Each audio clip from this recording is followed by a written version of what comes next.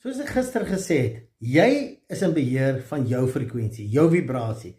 En dit is dit waarop jy fokus, dit wat jy kies, dit waarmee jy besig hou, is die frekwensie wat jy uitstuur. En jy sal die selle aktiveer en net meer af van jou lewe kry. En onthou, daar is net twee bane, daar is nie 'n grys area nie. Jy's of in die positiewe of jy's in die negatiewe. En weet jy wat, jy kan in gesprekke sit en jy kan stig mooi goedjies praat, maar jou ware intensie, jou ware gedagtes, jou ware belief, dit is jou ware intensie, jou ware frekwensie, die vibrasie in jou lewe. En dis hoekom, as ek nie enige iets in ons lewe wil verander, moet ons eerlik met onsself wees en sê, wat is ons belief? Wat glo ons? Wat praat ons? Waarvan is ons oortuig? En jy moet dit eers verander, voordat dit in die fisiese kan verander.